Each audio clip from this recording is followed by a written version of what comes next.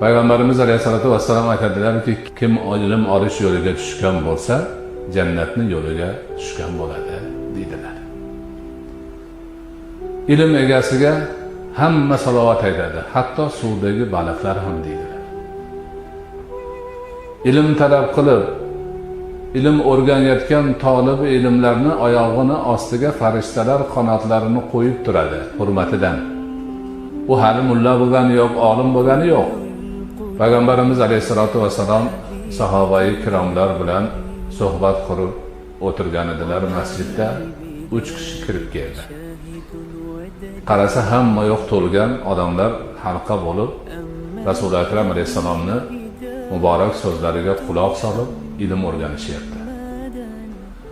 Haligi 3 odamdan bittasi dadilroq ekan, tezda yetib keldida o'sha davrani ichidan o'rin topib ichkariga kirib o'tirdi. Bittasi u yoqqa qaradi, bu yoqqa qaradi, joy topa olmadida orqa tarafga o'tirdi. Bittasi qarab turib, joy yo'q ekan deb orqaga yurib chiqib ketdi. Rasululloh akram alayhisolatu vassalom ilmiy suhbatni tugatib bo'ldilar. Oxirga yetgandan keyin men sizlarga ana u 3 kishining xabarini beraymi dedilar.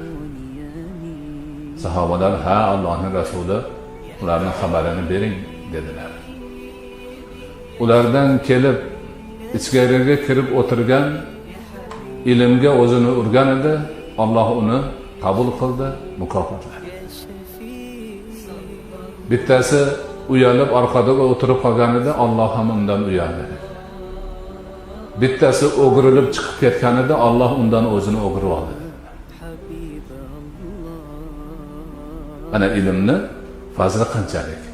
Ilmga o'zini urganga Alloh o'zini taqdim qilib, mukofotini berib, demak u bandani ajr savobga ko'madi, xayr barakaga ko'madi, yaxshilikka ko'madi.